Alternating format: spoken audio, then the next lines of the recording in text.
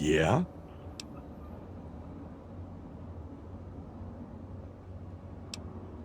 I guess I can spare a few things.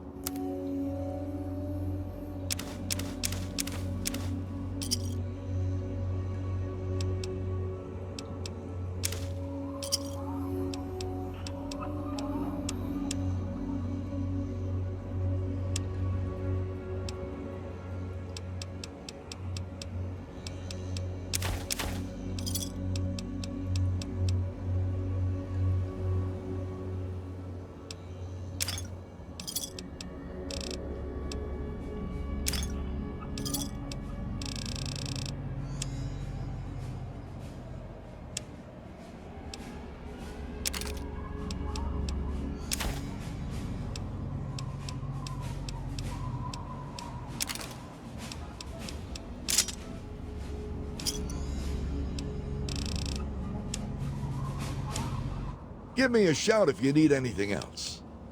Later.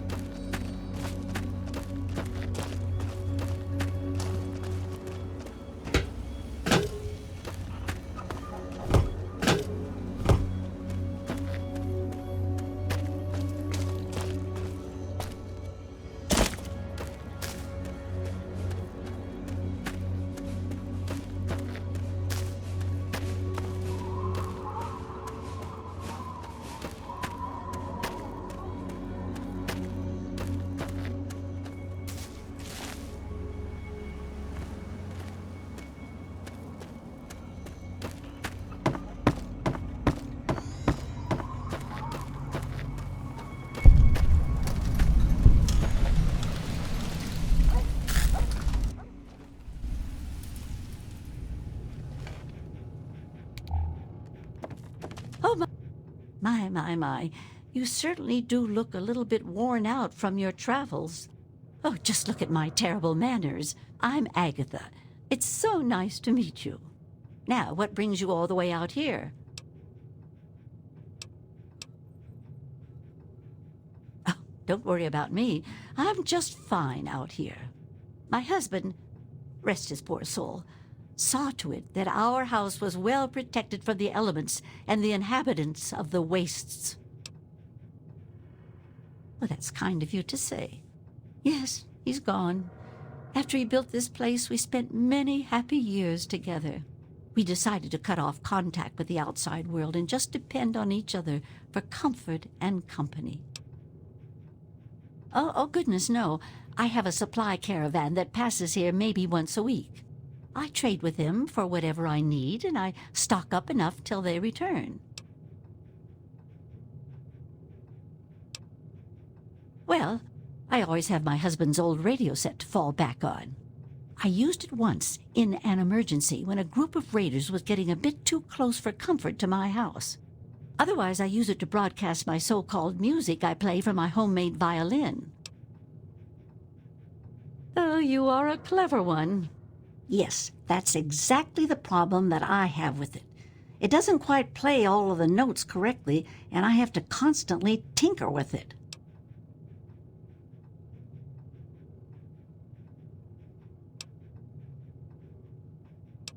Yes, my husband was very proud of the setup. He tinkered with that thing for years to get it working. I've tried to use it to get whatever I need, but I've never gotten a reply.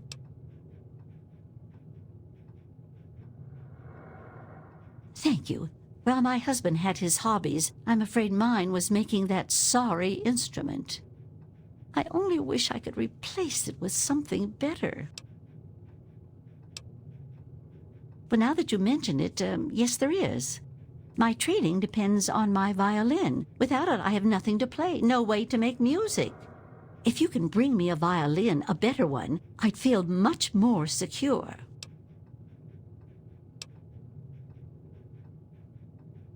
As you may have already guessed, I really have nothing of value. Material value, that is. All I can offer you is the same I offer the caravans that trade with me. The frequency of my radio and the promise of beautiful music. You have a point. Perhaps I've been neglecting needs that you might have and being selfish. I have a small amount of ammunition that my husband left behind. A box of odds and ends. I don't think I've opened it in years. If you do this for me, you're welcome to take whatever you need. Oh, I don't think I've been this happy in years. As promised, here's the key to the ammunition box. It's right under the radio table. Before you leave, I have some information that may help you, at least a place to begin. It all starts with my great-great-grandmother Hilda back in 2077, before the bombs fell. It certainly is a long time. That precious instrument has been through a lot. Anyway, Hilda was quite a special woman, classically trained and exceptionally talented at the violin. Her pride and joy was her Stradivarius violin. I can only imagine how exquisite this instrument must have been. When the war reared its head, she was invited by Vault Tech into Vault 92. They claimed the vault would be dedicated to preserving musical talent. Vault Tech was always promoting the vaults being used for the preservation of the arts and all that nonsense. Hilda couldn't pass on a chance to meet many of the other musical talents of the world, so she accepted their invitation. Then the bombs fell, the vault was sealed, and my family never heard from her again. She kept it in a special pressurized case. Inside the case is the perfect temperature and humidity for the instrument. If the case is still functioning, the Stradivarius would be in perfect shape. Hilda's Stradivarius was named the Swa Stradivarius. All of them had names. That's what I want you to get. That's the catch. I have no idea where it is. I'd suggest making your way to Vault Tech headquarters in the D.C. ruins. That would be a good place to begin. Good luck!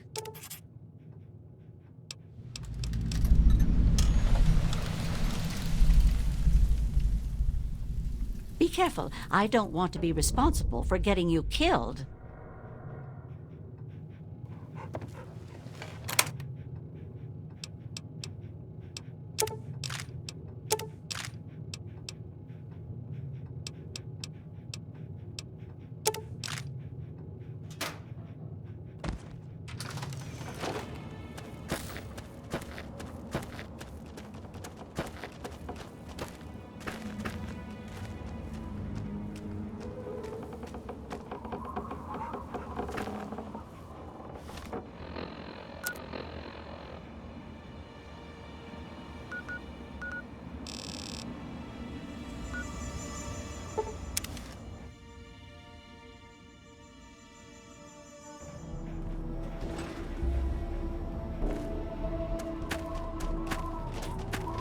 Hey!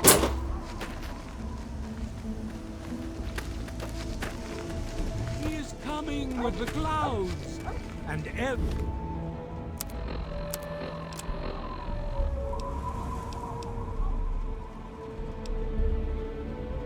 eye shall be blind to his glory.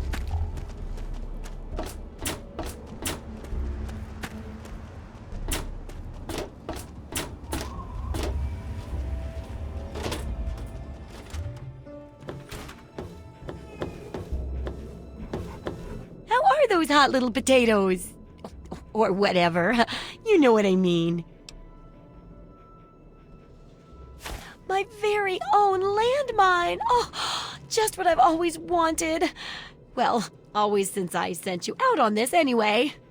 Now, tell me all about it. What was it like going through there? What's it like disarming a landmine? Lots of places are nowadays. Good work staying alive in tough conditions. It'll be a great example for the book. I know you may not want to see any more explosives for a while, but obviously you know your way around them. Have a couple rainy day toys of mine. And looking at this landmine gives me an idea. It's a terrible device that does terrible things, of course. But it's easy to make your own, too.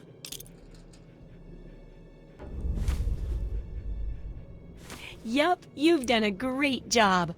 I just need to add in the section on how to cook rat, and this chapter's done. Here, for your services, I've saved up quite a few stim packs. Of course, you may need them. We still got 2 more chapters to go.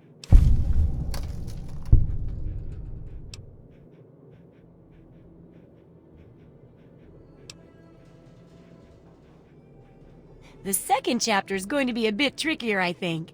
It'll cover how to handle creatures out there, for better or worse. For example, repelling mole rats, learning about mirelurks, and when all else fails, how to handle being injured. So let's buckle down and get to work on this chapter. What's first?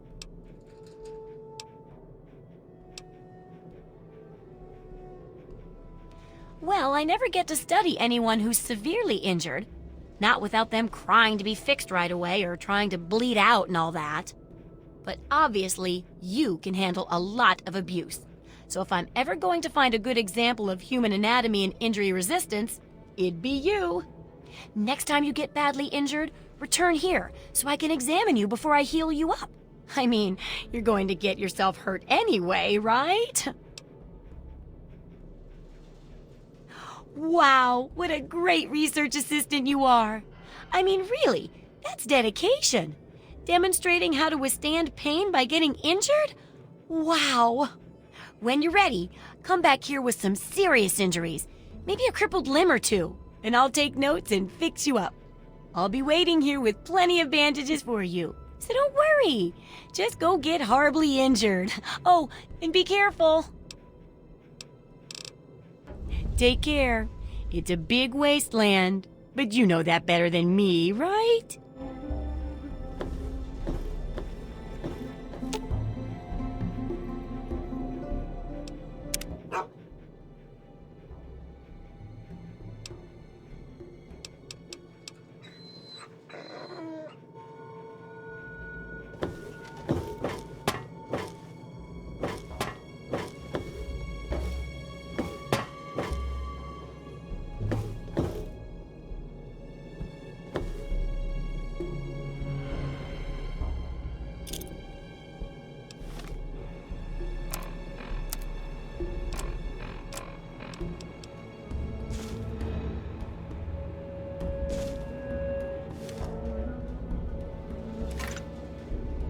I hope you know what you're doing.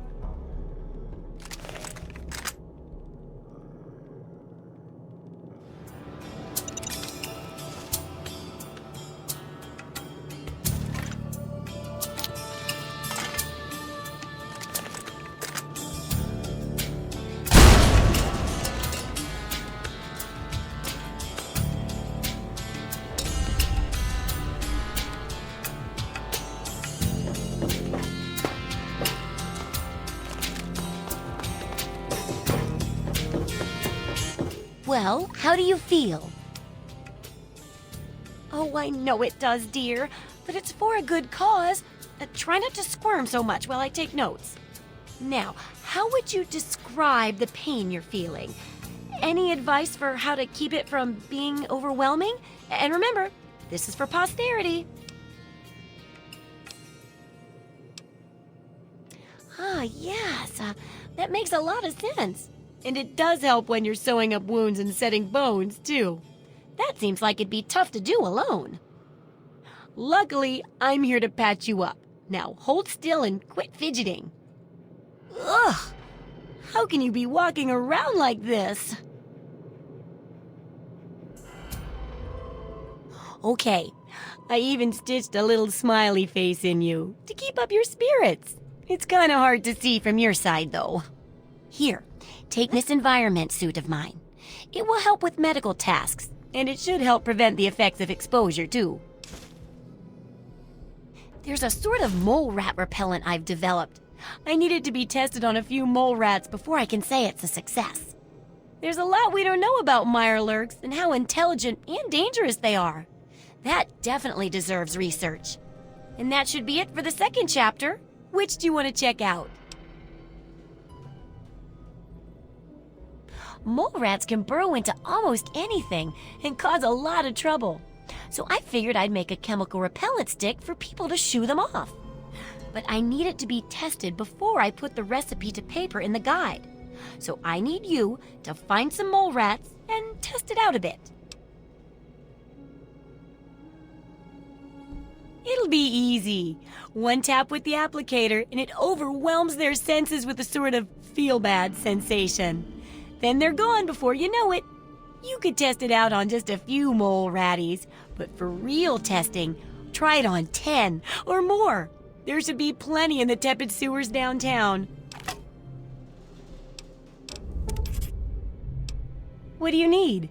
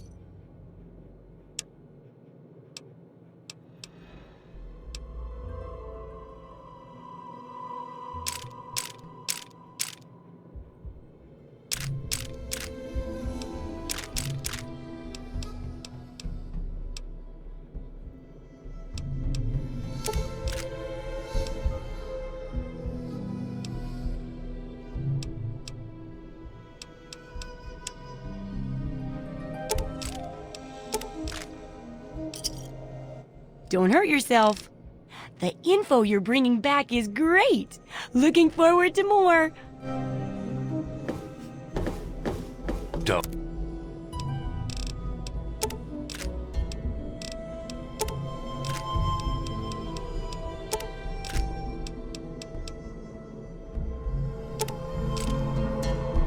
Don't try anything.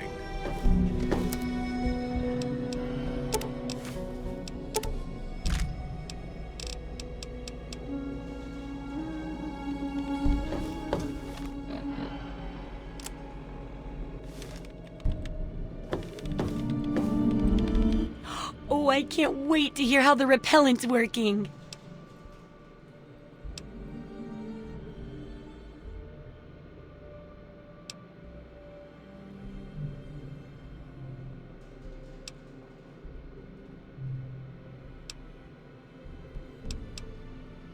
Oh, it's perfectly fine and made from organic ingredients. Well, it affects things' organs. That's close enough to being organic, right? Either way, it's perfectly safe. Heck, once it got into food for Jericho, and he never even knew.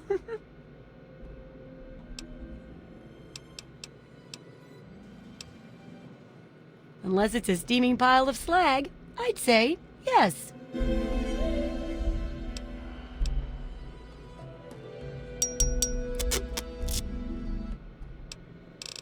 See ya.